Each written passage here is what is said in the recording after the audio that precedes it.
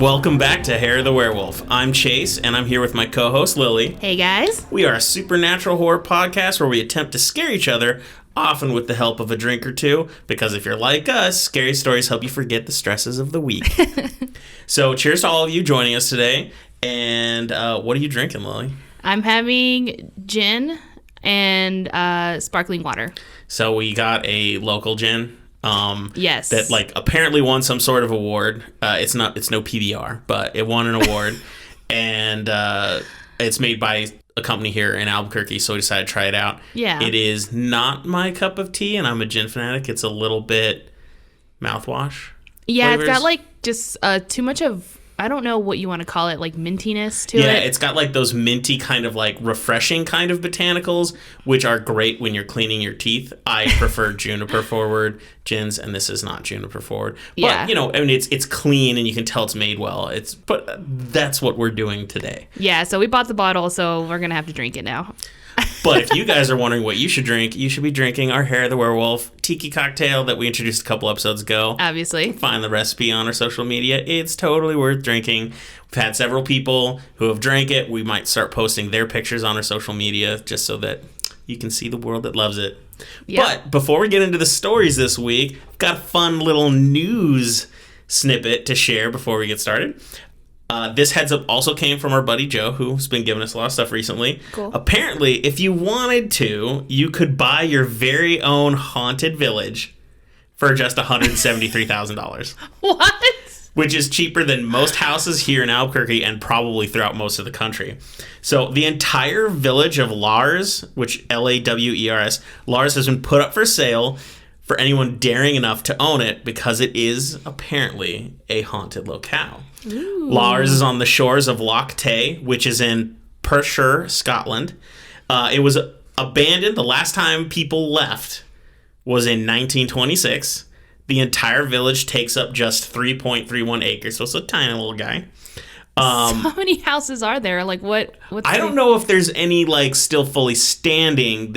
I think mostly they're ruins at this point. Sure. Okay. So if you buy the village, you get such luxurious amenities as 17th century ruins, a private beach on the loch, a section of woodland, and fishing rights in the loch. Ooh. But the most important thing you're buying is the Lady of Lars, who is a force that is thought to haunt the village even to this day. While alive, she was known for making many morose and haunting predictions that came true. The most evil of which was the destruction of the village church in a storm, which did actually happen. And then less threatening ones, like she predicted the coming age of steam in the form of steamships. So, okay. Oh, good. That isn't scary. It's not always bad news, I guess. It's not scary, but I don't even know if that means anything because Jules Verne wrote a novel called Paris in the 20th Century, and he made so many accurate predictions. That creeped me out because he has a million accurate predictions, but it's still not scary. This woman's like, there will be steamships, and people are like, ooh. But anyway, either way, ever since the property was listed, it has been flooded with inquiries and offers. So even if you want it, there might be a bit of a bidding war, which seems to be par for the course in the realty market these days. Anyway, right.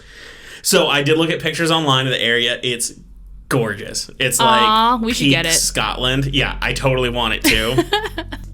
So it looks pretty beautiful.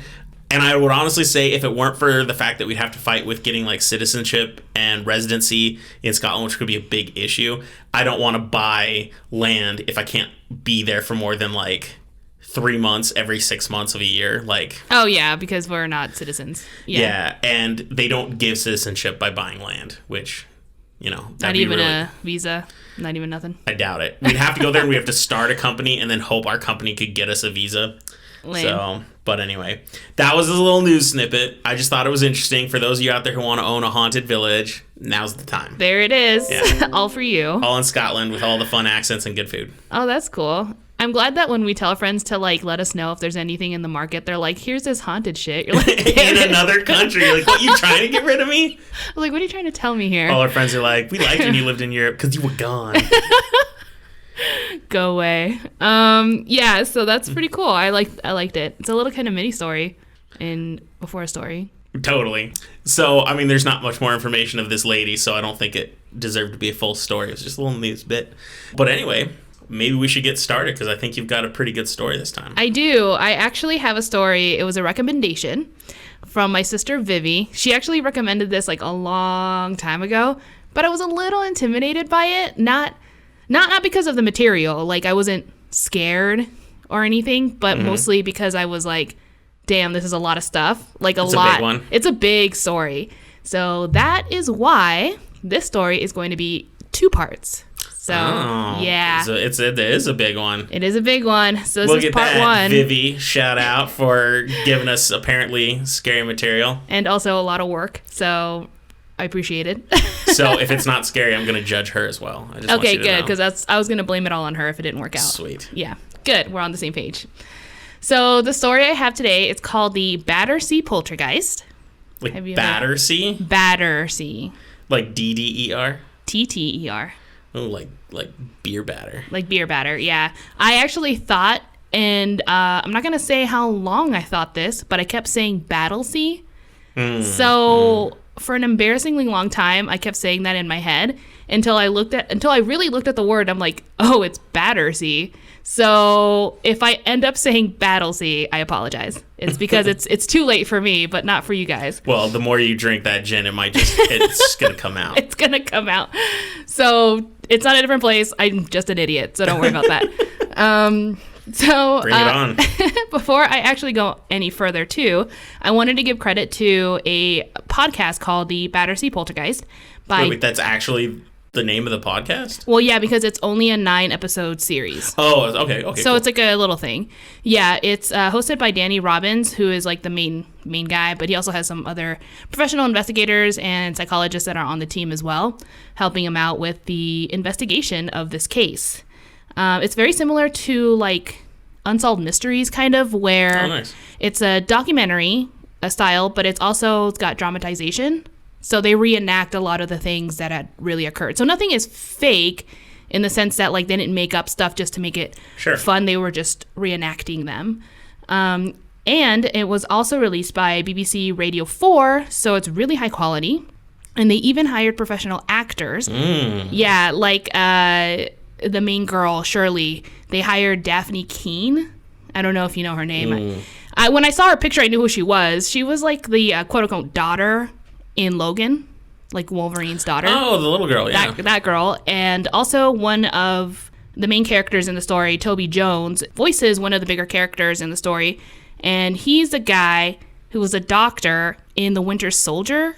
He was like I don't know what's his name, but like he was a character who eventually like transferred his subconscious into a computer at the end or whatever, like... I know the actor. I don't know. I forget what else he's in. He's been in like a ton of things though.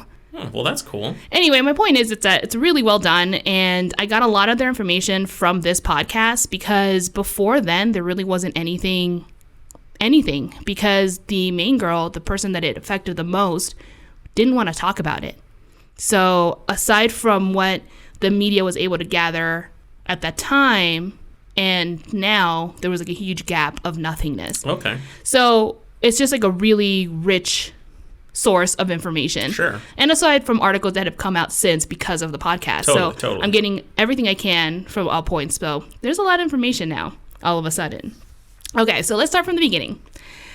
This story takes place in 1956 in England, more specifically on 53 Wycliffe Road in Battersea, South London.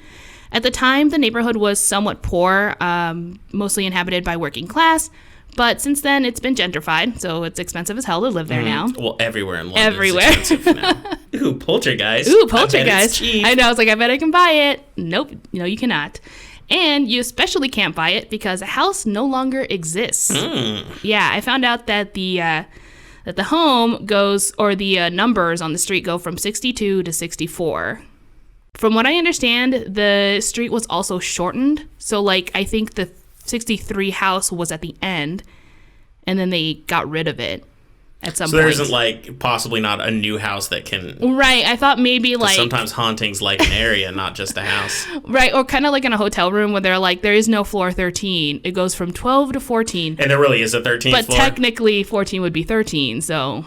what's going on here? Yeah. Some hotels even they will have the 13th floor, but your elevator can't go to it, and it's a maintenance floor. Oh, yeah. I think you mentioned that before. Yeah. And I even saw one hotel where they had like a mini floor that was only like 2 feet tall. I saw on YouTube video, and it was like, they said it's so that they could have service people like run electrical or water through there and whatnot, and it was like mini 13 or something. So I bet they felt the need. They're like, there has to be a 13 because otherwise 14 is 13, and that's going to bother them.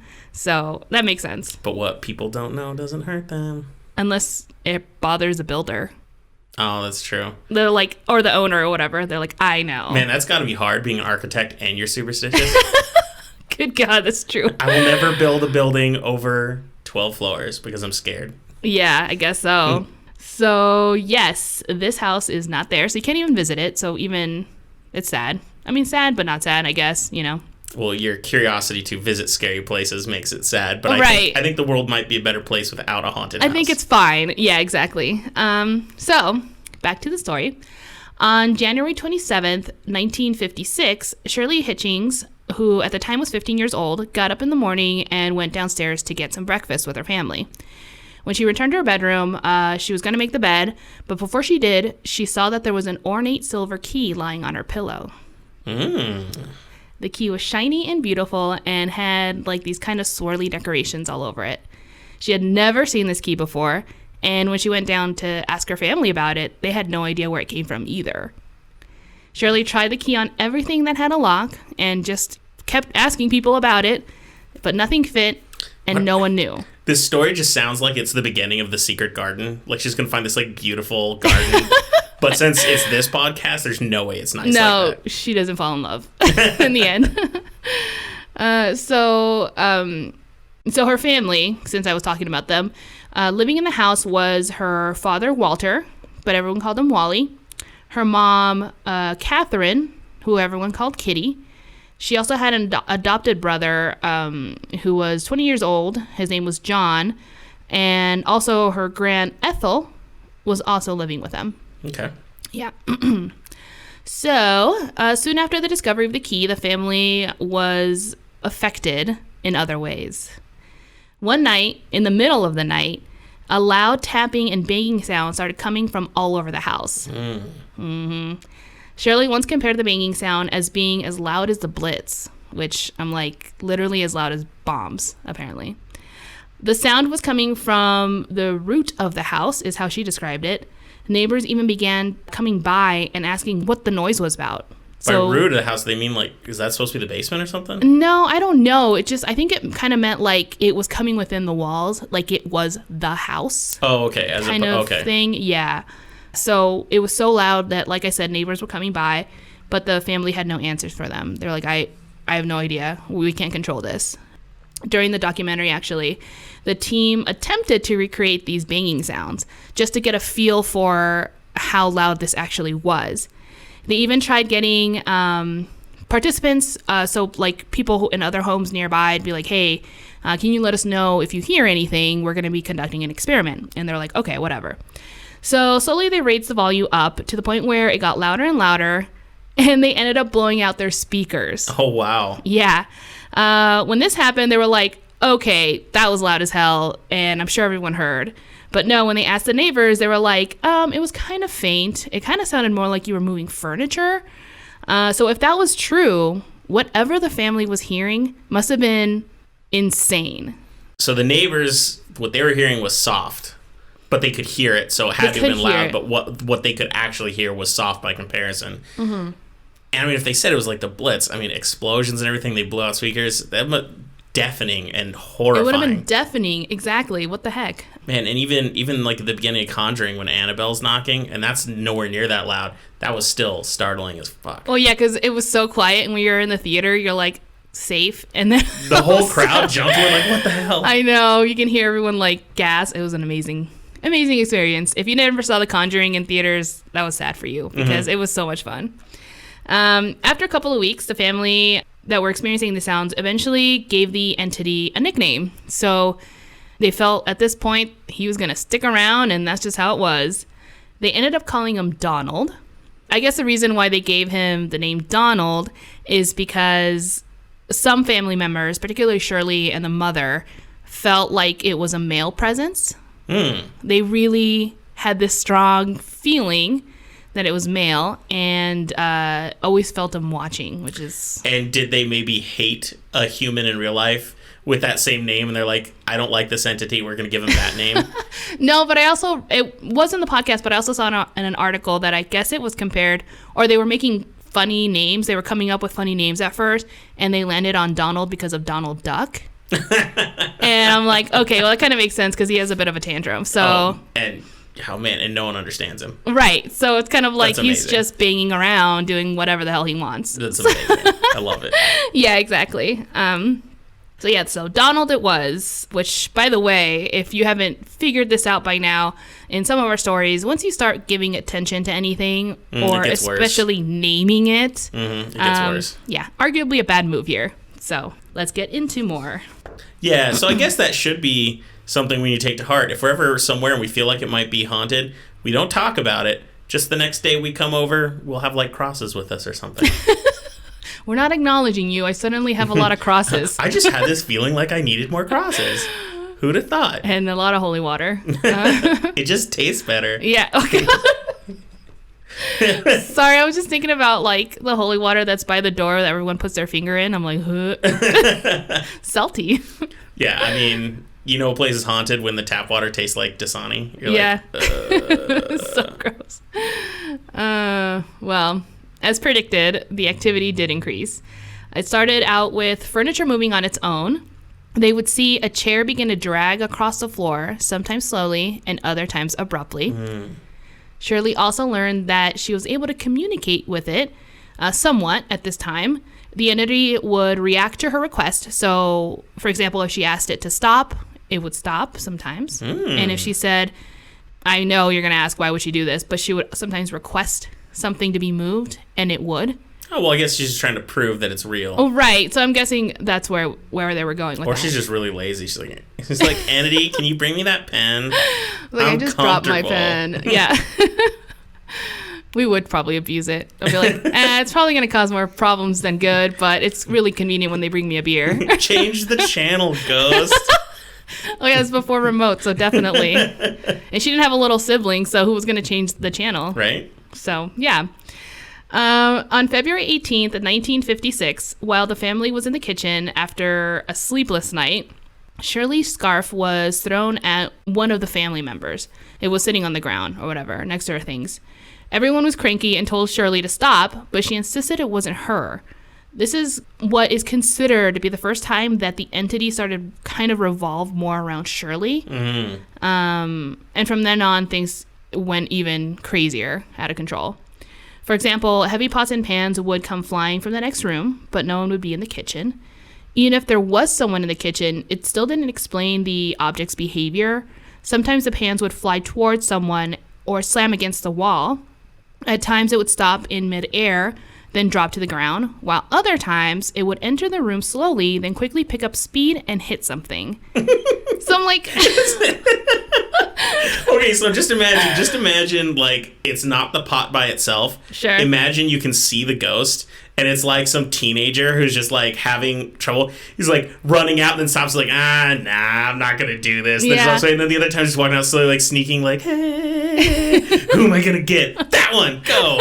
Like, if you just imagine, like, some pesty total teenager that's actually the ghost doing this, it gets a little bit funnier. It does a little bit. I mean, it really does embody the Donald Duck thing, because if you can just see the pan coming slowly and you're like, oh, damn, who's it going to hit now? This is so annoying. Freaking Donald. So, other things that would happen, and this one is actually kind of funny when I read about it, is that Wally's slippers, that's the dad, his slippers would be seen walking around the room on their own. Even though it did sound funny, they described it as being terrifying, of course. Sometimes the slippers would also lift and float in midair and make its way around the house. Shirley and her family would follow it, and it would always end up falling on the ground. So it never led to anything, but it kind of was like a game almost to them. Weird. Is how it felt. Okay, so I'm starting to think, especially because it's like listening to the girl. Mm-hmm. And so it's listening to her when it says like stop or like moving things for her. And it's like making shoes fly and stuff like this. I have a feeling that this is like a youthful spiritual presence. See, that's a really good point, because I think a lot of times the way it was described, either not just the podcast, I don't know if I got that vibe as strongly there, but in articles and everything, it always felt like it was some sort of kid. No, older person. Oh, really? Yeah, I always got the vibe that that's what they were feeling or thinking about. I don't really know. They do know, or they think, that the entity was old, at least. Like, not old in age, but from a long time in the past. Just because of some of the things that happened later. I guess I was seeing it as, like, only a kid would pick up slippers because they thought it was scary. But then if it is an old guy, maybe the way it is the old guy's picking up the slippers because you know how much old people love slippers. I love slippers. No, I know you do. That's because you're old at heart. I'm an old slippers man. Is such an old person thing. Just like having full body pajama sets that you wear, you know, like the button up shirt and pants, like that's an old person thing. Yeah. Oh my gosh. Stop describing me. You granny. Okay, so yeah, the whole slipper thing happened. Little things. Okay, this is where it got a little like, whoa, this is no longer funny. Is little things around the house would suddenly burst into flames. Luckily, the family was always able to put them out before it got out of control. Bed sheets would also be pulled away in the middle of the night, and even when they would be put back on the bed, it would be again ripped off in front of their eyes. So I always wondered when this happened if people just slept without bed sheets or like, you know, their blankets, because I'd be like, well, what's the point? But why are people even, like, if I see that happen in front of me, my first thought isn't, well, I'm going to go to bed now. I'm going to be like, I'm leaving this house and burning it to the ground. Right. Sure. Well, because apparently there's a lot of people willing to deal with a lot more hauntings than me. Yeah. I mean, also, again, if you remember, they are like working class. They're just making ends meet. They don't really have anywhere to go. It's the only place that they are. I mean, you know, sometimes you don't have a choice. So all those things started happening to her, and yeah, it started getting worse for sure. Other things that would happen, she would be woken up in the middle of the night and she would hear scratches on her headboard. She would always call her father or someone in to like come help her, but unfortunately there was nothing anyone can do. They would be able to bear witness at least and see that something in fact was happening. She would also sometimes be thrown out of her bed. So now it's getting more and more physical. Even violent. Yeah, violent, I guess I should say, towards Shirley specifically. Again, like I said, since the family did see this, other people started noticing and seeing things happen on their own. There's going to be more stories about that I'll tell, but it is impressive to think that if you're still a skeptic, then you would have to also believe that the family would have been able to accomplish such great illusions at the time too. So, you know, I know that illusions exist. That's how magic tricks happen, you know, all these good things. But that takes a lot of practice, that takes talent, and that takes time. You know, this was just a regular family who worked and, you know, whatever. So who knows? So because of all this, and like I said, getting a lot of attention from people, it didn't take long until the media got a hold of it. So there was a time where there was a police report filed kind of against the family, or I don't know if it was a police report specifically, but a call was made saying that there was a big disturbance coming from the Hitchings place. Oh, so like from a neighbor that was upset. Just being like, you know, they're really loud and this is getting out of control. What's going on? So the police went down there and they investigated and they interviewed everyone and saying what's going on. They kind of laughed it off and saying, okay, if you guys are just playing tricks, stop it. You know, we're not going to do anything right now, but you tone it down. Sure. And so I don't know if this specific news report and also the buzz around the neighborhood, it was probably a combination of everything, but a journalist got a hold of the police report and printed it on paper. So it was kind of like an official thing now that people were like, oh, it's not just rumors. This is really happening. If the police have it, then this is exactly kind of thing. So that's what happened. A lot of people started pointing the finger at Shirley, saying that she's just doing it for attention. They didn't know how, because they'd be like, she's like, I'm not. How do you think I'm doing this? And they're like, well, we don't know, but we know it's you, and all these different things. So she was feeling really targeted and sad, and nothing was getting better for her. But if you really think about it, when you're talking about poltergeists, they really are always seeking attention initially. Mm-hmm. So maybe it wasn't Shirley, but the poltergeist was getting what he wanted. Absolutely. So, I don't know. And a lot of poltergeists that we hear about usually do center around young people, kids and whatnot. And so... Yes, and I'm so glad you brought that up because I'm going to talk about that in a bit too. So before I get into what you just said, the journalists were starting to harass the family more and more. Sure. And they started even camping outside her house and waiting for her to come out to take pictures, yell at her, get, any information. So she felt literally trapped in this home now as well. So like you said, you're like, why doesn't she just leave? Well, she just can't just leave. Even if she wanted to get away for the day, she would have been followed. When the family realized that the media was not going anywhere, they decided to allow some journalists to interview them. They figured if they were going to talk about it, then they might as well get the truth. Absolutely. Did they get to go into that house? They did. Yeah. So there were. I think there was two. It was a guy and a girl. Shirley told them about the story, how the clock would often move on its own. So they saw stuff. Well, I think this one they were anticipating it to happen, and I think it did. So it would happen all the time, she said, and she would also tell them about the pots and pans, but they never saw that happen. And it would also move in different patterns. So whenever the clock sometimes would float from the mantle, sometimes it would be pushed off, thrown across the room, all these kind of erratic behaviors. Shirley also revealed that she would often communicate with Donald. They had a system where 1 knock was for no and 2 knocks was for yes. After learning this, the journalists decided that they wanted to communicate with Donald as well. They asked him if he was evil, and he replied no. They asked him if they could help him, and he said yes. When they asked about the key, Donald did confirm that he was the one that put it on the pillow. Lastly, they asked if he was in love with Shirley, to which he responded yes. Really gross. Were they able to find out what the key was for? No, not in this session. I think at some point they started asking it more complex questions, and Donald stopped responding. So they were kind of like, well, you can't ask him only yes and no questions, but they were kind of not doing that. Maybe it was the key to his heart. That is. Burn it. Yeah, it's like, melt it and make a cross out of it. I know. Oh my gosh. That would be the best. Yeah, definitely not cute. So after the interview, the newspaper and other media outlets went wild and couldn't stop talking about it even more. There was even an article that was placed on the front page describing that Donald was Shirley's, quote, ghostly lover, end quote. So you know gross. How the reporters are going to take this and make it awful. And they did. A lot of the headlines, you don't even know. Poor Shirley recalled that moment being incredibly embarrassing, and please remember, she was only 15. This would have completely devastated me at the time as well. Absolutely. And this is the 50s. This is the 50s, like 58. This is when the teenage era was finally being recognized by the media as like a significant moment in becoming an adult. Yeah, exactly. And so, I mean, at the time she didn't even have a boyfriend or anything, so I don't know. That somehow made it worse. It's like, do you know if she's still alive? Because she is. 15 in the 50s, that she'd probably be in her late 80. 70s, early 80s, something like that. Yeah, she's 80, I think now. Yeah.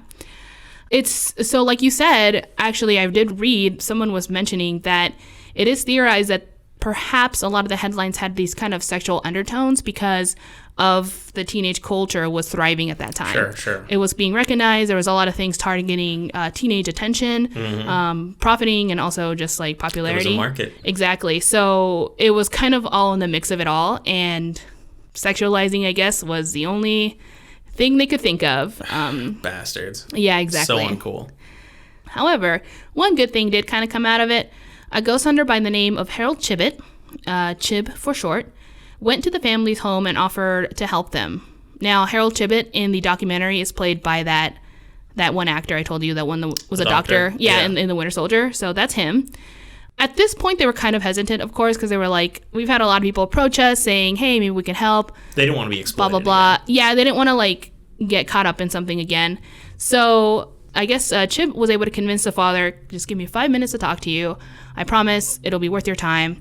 And I guess fortunately, the 5 minutes turned into 3 hours, and they definitely accepted his offer to help.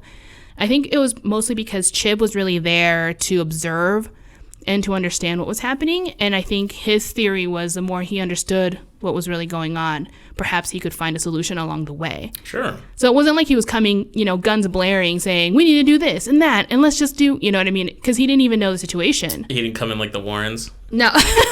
We got the solution, and it's going to be exploitative. Exactly. It's like, I got it. I need to write a book. No, he didn't do any of that. So it was really nice of him. He actually ended up staying most nights at their house. He would just stay in the kitchen. I guess that's where he would sleep. And then the next day he would go to his real job, where he was actually a tax inspector. So by day, tax inspector, night, he was a paranormal investigator. Yeah. It's like the weirdest superhero thing ever. I love it. I kind of like this guy. He's like, well, I got to go to my job now, but no pots and pans flew today. Yeah, he's like, noted. Yeah.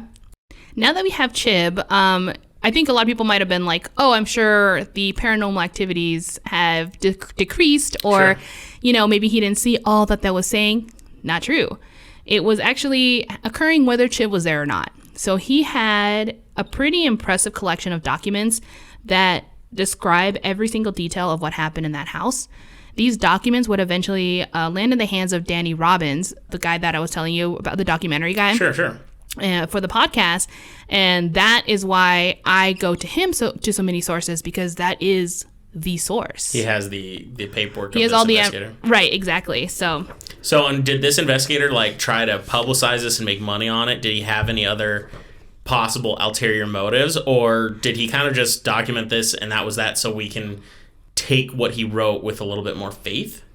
He actually was just there to really document it, to be honest. He never sold them out. So he wasn't Warren, not to bring up the Warrens again, this one is in a legit way where this wasn't a means to get money and fame or success. No, it wasn't like he was leaking things to the media Sure. or anything like that. And in fact, you'll find out in some of the stories that I'll tell you, he was trying to help them to not fall into other people's other agendas. Sure. So he was there to also protect them in a kind of way as well.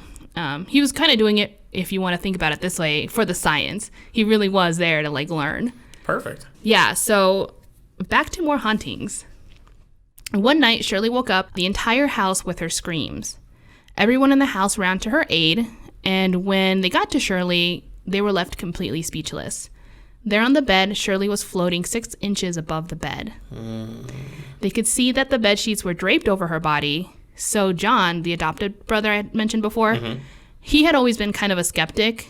He kind of fell into that. He wasn't sure he believed this crap. Right. He didn't want to believe it. Also, too, is how a lot of people described it. It's like he just couldn't accept something like this could happen. But anyway, so he thought it was a trick. He grabbed the sheets and pulled them away. And when he did, he could still see that Shirley was floating without any assistance. Poor Shirley was screaming for help, get me down. What's going on? I can't move. And when they tried to push her down, her body was completely stiff, as if she was already lying on a surface. After some time, Shirley was released, and she fell on the bed on her own. This is when things really started to get worse. I mean, I know we already talked about the fire. She was already kind of thrown off the bed, but this is full physical control over her body, and that's terrifying. After this incident, Chib came to the conclusion that Donald was in fact a poltergeist. I think he already kind of knew, but he had to really get more evidence to really nail it down and say this is a poltergeist. He described the spirit as that caused physical disturbance and often targets one person. He also goes on to explain that poltergeists are triggered and fueled by young people. And I know you mentioned that before. That's why we're getting into it now. Specifically teenage girls that are going through puberty. This is, of course, according to him, because young girls give off a pure energy. That was a quote from him. I kind of cringed when I heard it, but at the same time, maybe he just meant it like there's just a lot of activity. I don't know. I actually don't know what he meant by it. Well, the entirety of human history is full of examples of some sort of obsession with young girls that are pubescent because they are supposed to be, I don't know, the way it's described is they're supposed to be virtuous and virginal. Yeah. But they're also able to procreate, so they're a woman now.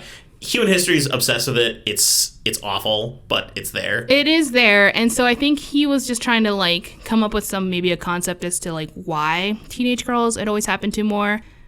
Who knows? But that was his theory. Hearing this information obviously did not sit well with Shirley. She was so scared and felt like everything was her fault. As a result, her dad wanted to end the investigation and tell Chib, I think we're done here. Let's not go any further. But fortunately, Chib was able to convince him to stay because he said, look, right now, I know you're experiencing all the right traits. And he started saying, okay, you guys already have the loud banging. You guys have a person that is being targeted. Objects are moving around. And now you're communicating with them, right? You're communicating more. And I guess a lot of times when they were communicating with Donald, it was not when Chib was around.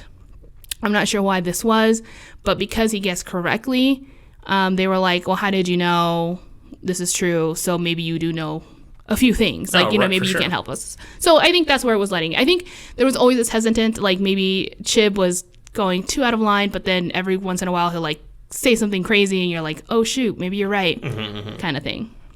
Well, Granny Ethel was not buying any of this. She didn't think it was a poltergeist. She believed it was the devil.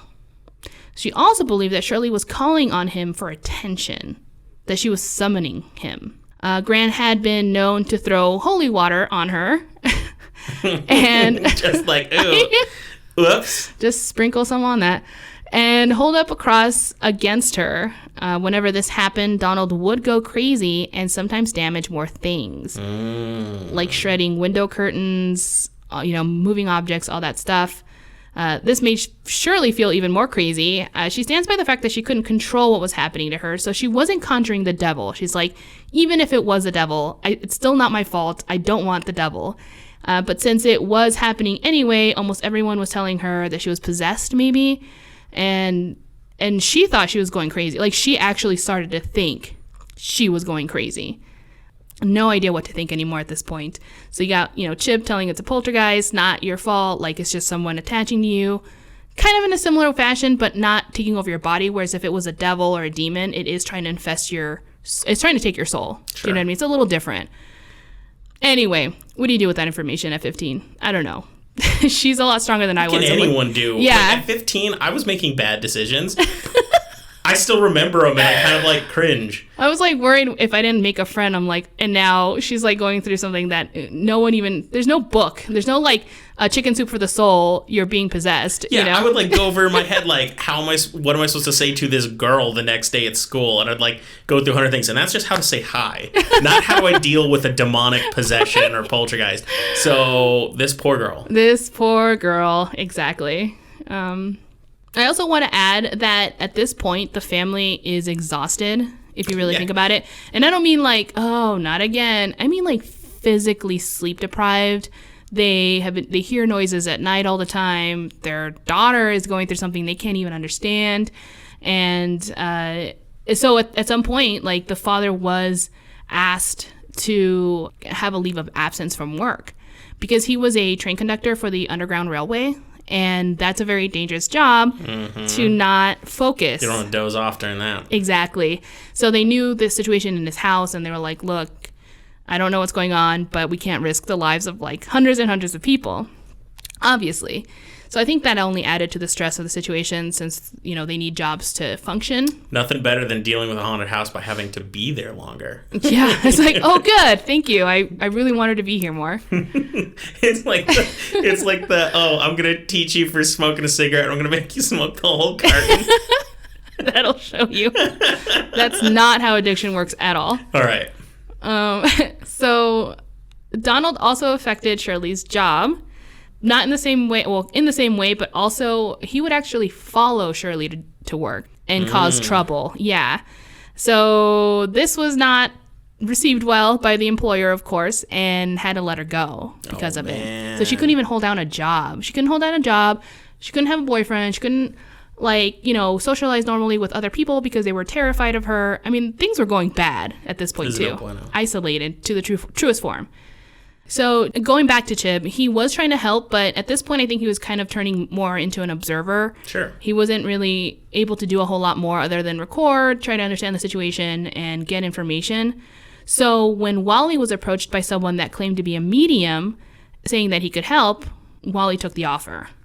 The medium also conducted public readings, kind of like how we see on TV, you know, like where there's a psychic in the middle and there's an audience around and he's like, did someone around here lose a loved one that starts with the letter P? Like, do you know what I mean? Like, with the name, whatever. That's what he was, this guy. And so Chib was totally against it. He's like, he's a hoax. Like, it's going to be a bad time. He's just going to take your money, or not that they had any money to offer, but they're going to use them to get money, kind of thing, to exploit them. But again, they are tired. They don't know what to do. So Wally and Shirley went to go see one of his shows. Well, whatever happened that night did convince them enough to believe that this guy was the real deal. So they set up a time for a seance exorcism that he was going to perform on Shirley. So let's go into the exorcism. The family arrived at the guy's house, and Shirley saw that the main room was low lit.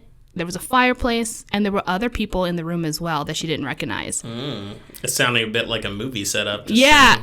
Oh my God. I think the guy in the podcast said that. Okay. That is so weird. So she learned later that they were actually reporters. So here we go with the exploitation kind of thing. Immediately, Shirley wanted to leave when she found that out, but they convinced her to stay. The medium also did instruct that no one take pictures during the ceremony. Sure. As they continued, Shirley began to get even more frightened. She would scream and say that she wanted to leave, but by this point, they'd already created this circle, which you can't break when you start. Or it'll make things a lot worse. It'll make things worse, right? The light in the room began to flicker. The medium revealed that Donald was not his true name. He also said that he chose the girl. They didn't get any further than that, but the interpretation is that it was there to take her soul, so it was kind of more of a demon thing. Sure. But like I said, either fortunately or unfortunately, however you want to see it, the seance was interrupted by a loud knock coming from the front door because it was the police. Yeah, they had apparently got tipped off saying that there was something going on in the house that night and that they were trying to summon the demon, or like bad things were going on. So that's it was like some crazy next door neighbor who was, peeping in and everything. She's like, they're gonna ruin the world. Right. Like property value is down. Yeah, exactly. So totally got interrupted. No matter what, they didn't complete the exorcism. Everyone's statement was taken, but nothing came out of it. So no one was convicted or anything. But now, we have a broken seance. We have a broken seance. Or a broken exorcism, or was it both? Well, it was like a seance exorcism. I don't know what method they were. A saincercism. An exorcisance. An exons. I can't think of words right now. Okay. So anyway, one of the crazier things that came out of that is that the House of Commons actually debated over the matter. Oh, wow. Yeah, when a local member of parliament demanded an apology from the police department. And whoa. Yeah, I don't know who might not know, which to be honest, I was kind of like confused of what they did. But the House of Commons is where decisions are made for the public. Mm-hmm. And everyone can discuss about it. So, for example, approving new laws and taxes. So it's kind of a big deal. Mm-hmm. It's official government stuff.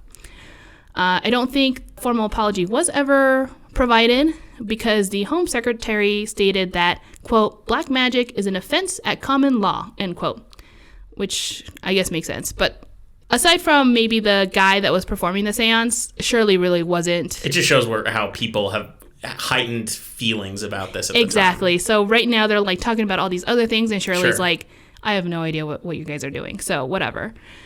Yeah, so despite that, what anyone was saying, Donald had stopped harassing the family after the seance. Really? I figured it would have gotten a lot worse because he's like, oh, they're trying to perform an exorcism? Now I'm mad. Yeah. Or maybe he got scared. He's like, ooh, I better calm my shit so that I can stay around because they're going to get rid of me. Yeah, things are getting too wild. For the first time, Shirley thought that the nightmare was over. Unfortunately, though, the world around her did not want to let it go. One day, a man approached their home and asked to speak with Wally, but he wasn't home. The man ended up speaking with Kitty, the mom, instead, and had somehow convinced her that they needed to let her daughter go with them because they needed her help. Okay. So he literally convinced Shirley to take her away. And so there Shirley went in a car with a complete stranger to God knows where. When she arrived at the house, she realized that the person that sent for her was one of the reporters that had done the interview a while back. Okay. Yeah. So they had her Not in front of everyone, but a woman had her stripped naked to make sure that she wasn't hiding anything. Then after she got dressed, they started taking pictures of her. They would ask her to take off her boots and hold them near her face, and all the while still taking pictures, never explaining why they were doing this. Okay. Shirley would ask, of course, can I go home? Can I go home? And they're like, no, don't go home. It's fine. The journalist later took her to a doctor for an examination as well. While she was in the room with the doctor, Shirley also, again, demanded, I want to go home. I don't want to do this anymore. But no one would listen. It wasn't until the doctor started hearing knocking coming from his desk. And then all the things on top of it violently fell on the ground. The doctor ran out of the room scared, and the girl was taken home. So in a way, Donald helped her, but Donald's back, essentially, too. So here we go. Well, he's still got that crush, apparently. Yeah, he's like, you can't hurt my love. Ugh. I didn't like saying that. After this, the newspaper put out a story that the entire thing was a hoax because they had pictures of her with her boots, saying that she was causing the noises with those boots. So they were like, the only reason because no one's heard what a boot on the ground sounds like. Right. So they were really hamming it up, saying like, look, she came to us and told us that it was all a hoax and showed us the boots that she used to make all those noises, and all the while this being not true, according to Shirley. However, the new version of this story that they were trying to put out of the hoax did not last very long because, as we discovered, Donald did return, and he returned with vengeance. Now he's angry. Now he is pissed. So a fire broke out in the house in the middle of the night, their house. Wally and Kitty's bed had burst into flames, which unfortunately, Wally got injured. Like, their bed just went up in flames? Was it because one of them was, like, smoking in bed and this... That's a really good question. Because this was back when people did smoke in bed. They did. Well, I don't know. I know the grandma for sure smoked. Okay. Because she smoked out of a pipe. I remember hearing about that. But other than that, I don't know about the parents. I'm not going to lie. And I'm not... These people are already going through a really hard time. I would not blame them if an accident happened, like a cigarette lighting the bed on fire, and they could easily try to blame it on this because they're already dealing with this. It's gonna keep their lives from getting too hard. Oh yeah. So I wouldn't blame them if they did that. If this was the poltergeist, though, that's turning everything up to 11. Oh yeah, it's totally to 11, because the fire did end up getting out of control, and the fire department was called and went out there to put out the flames and everything. And then, of course, there was an investigation, but they couldn't find anything. The Daily Express and South London Advertiser quoted a police officer saying that they didn't know how the fire was started. They didn't see any evidence that the fire was started intentionally either. Oh, okay. So that's going in their favor, too. Right. Wally went to the hospital for treatment, of course, and when they were done, the doctor had a few questions. He asked, how did you get the injury? They replied, well, it was a fire. It's a burn. My house went up to flames or whatever.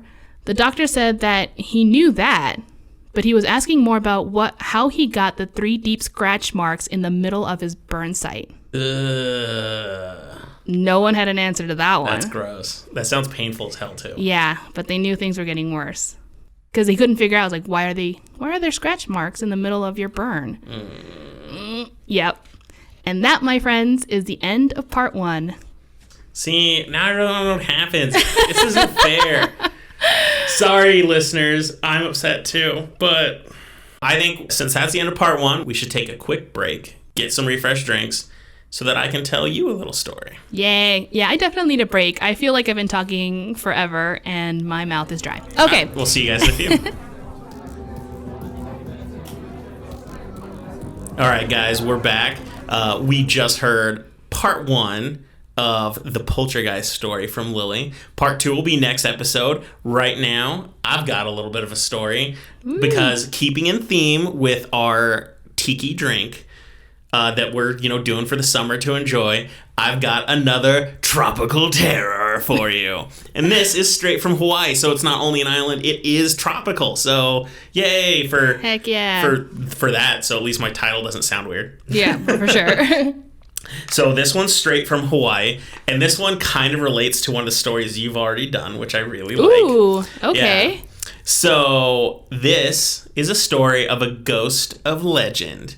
So I'm going to talk about the Green Lady of Wahiawa Gulch.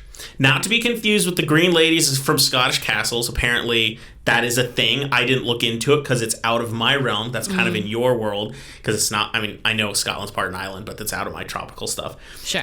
So the Green Lady of Wahiawa Gulch is a singular entity, and it's very specific just to Hawaii. Wahiawa Gulch is located on the island of Oahu. And it's just northwest of the city of Honolulu, the capital of Hawaii. Okay. So for those of you who don't know all the islands, you've got like Maui and Hawaii itself and Oahu and everything. Oahu is one of the smaller islands, but since Honolulu's there, it's a very well traveled and visited one because it's got like the biggest city. Mm-hmm. So according to the legend, a woman with her children regularly visited the Wahiawa Botanical Gardens and the nearby gulch that was right next to it. By the way, if I'm pronouncing this wrong, there's a lot of Hawaiian words, and they have such a beautiful way of pronouncing them, and I'm bad at it, so I mean no disrespect. I'm doing my best. So anyway, the woman, when she would visit these botanical gardens with her children, on her way, there's this giant road that crosses the gulch going to the botanical gardens, but she refused to take it. She was so afraid that if she took it, her kids might get hit by a car. Now, before we go on, I couldn't find out how old this legend was. Like, there wasn't a specific, like, this happened on December blah of 1930 or whatnot. So she might have just been afraid of travel in that form in general? But I was assuming because almost every version of the story says she was afraid her children of getting hit by a car, we can just assume that this legend came about in the 20th century because cars have to be there. Oh, well, yeah, I see what you're saying. But I don't have a specific time frame for it. Weird. It definitely was the 20th century, but everyone has seen this ghost at different times. There was like a high profile viewing in the 80s, so we know it's before that and everything. So, this is one that even adults in Hawaii, they know this story, so it's been around for a while. So instead of letting her kids cross the road, they would always cross by going through the gulch, which is an area dense with plants and trees and everything that you got to go through. Mm-hmm. While moving through the gulch, the forest became so dark and dense that she became separated from her children. She frantically looked for them. She couldn't find them, and she kept searching all the way into the night. Nothing. No luck. And she was never seen again. Holy cow. Some say she died of heartbreak, which, I guess is something you could say Okay, this is sounding like Yorona. We're getting to that. Okay. And some say something more sinister happened to her. Now, one variation of the story that I should mention is that she only lost one child while crossing the gulch, and then she went back in and brought her other children with her so that she wouldn't lose them to find the kid, and then they were never seen again. Both versions of the story involve all her children and her never being seen again, but one is they're all missing at once, and the other is she goes back in. And then they all miss. The going back in makes it sound a little bit more tragic because, like, let's go find one kid, now we lose everybody. So it was kind of a bad sacrifice. And it also makes more sense that would have happened because maybe she told someone I lost my kid, because otherwise how would people know this story if she just disappeared? See, that's my thing. It's like, how would you have known that she was looking for them, like that she lost them initially and then disappeared? Exactly, which is why I like the story. The assumption she went out and she's like, my kid, where's my kid? She's like, I got to go back and find him. People are like, oh, she's going after her kid, and then she was never seen again. Sure. Like, okay, something crazy happened. But so some people say she just died of heartbreak, and as I said, a lot of the people in the area said something much worse happened to her.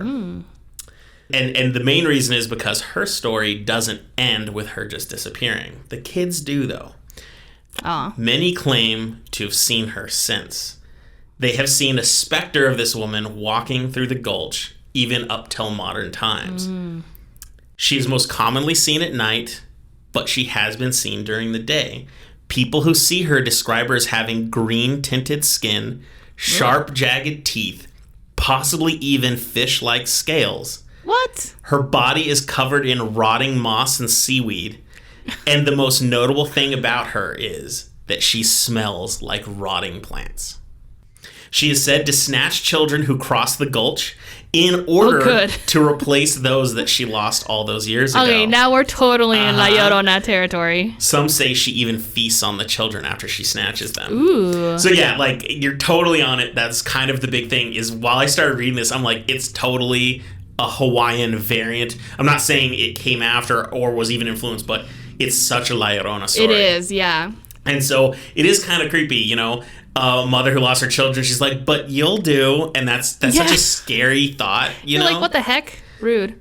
Many speculate that this story is told to keep children from running into the Gulch on their own as a safety precaution, which does make sense. It works like the Grimm fairy tales in that they have a message, a moral, or warning to them. It's about protecting kids from obvious harm. Mm-hmm.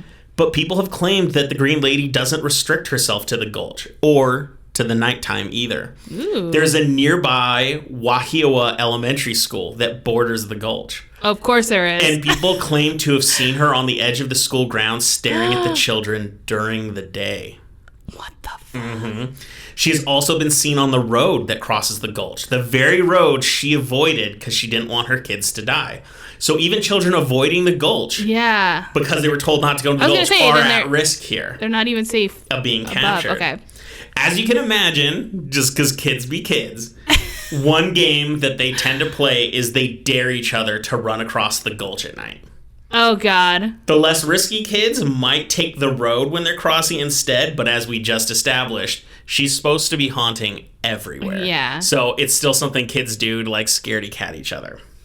It is said that if you are near the Gulch and you smell strong, rotten odor, that the Green Lady is nearby. And if you know, like, if you know all those stories about smelling rotten flesh, that's usually a demonic possession. Oh, yeah. My first assumption would be a demonic possession, not some green fish lady. Sure. But either way, just randomly smelling something rotten, if I know I'm not near a trash can, it's probably going to terrify me because it's never a good thing. The thing is, but her rotting smell is a little different. It's like plant matter, which is super different than like rotting meat, which is like what I think is associated with demons. At least that's what you hear. Absolutely. So, yeah. So, although less common when people talk about this, some people have described the Green Lady as looking far more creature-like and less human or female. These descriptions aren't dissimilar to a Japanese creature known as the kappa, which is a reptilian creature with webbed feet, green skin, and a turtle-like shell. Ugh. So for those of you that were as obsessed with Teenage Mutant Ninja Turtles as I was growing up, you probably are familiar with this term because in the third Turtles movie, they go back in time to ancient Japan. Oh, God. And when they see the turtles, they call them kappa. Really? Because it's so funny because I remember hearing that, and in the movie they said, oh, it just means demon. But when I started reading about it, I'm like, oh no, it's not just demon. It's this weird green turtle-like demon.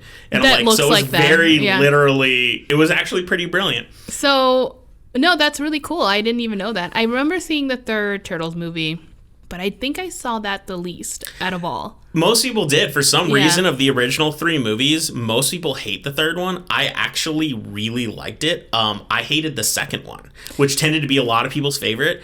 I thought the first was the best, the third was the second best, and I really didn't like the second one. And the second one is with, like, the... Vanilla Ice. That's right. I was like, why am I blanking right now? Yeah, the second one they've got the cool human sidekick. He was the best part of the movie. I think his name was, like, Kino. Yeah.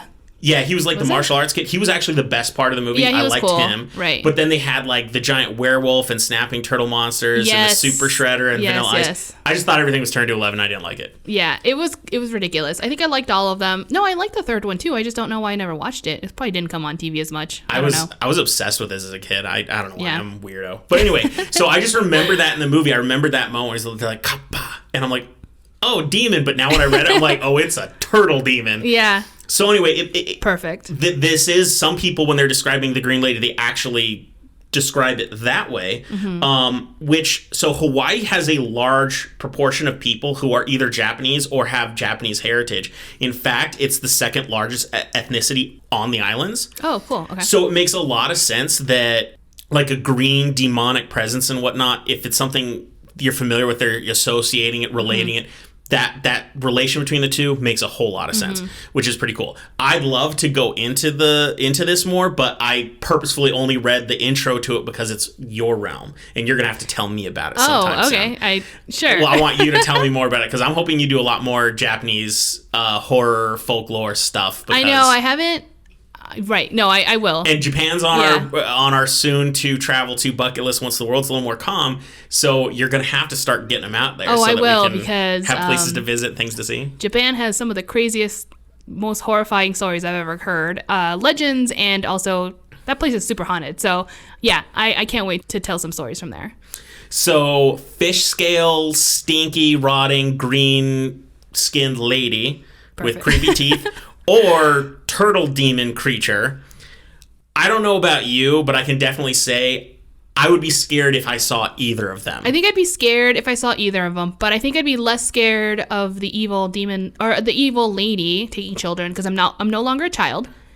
So unless she's taking adults in their 30s, then for sure I'll be scared. But a demon, he don't care. But remember in the story they said sometimes some people claim that she eats the children.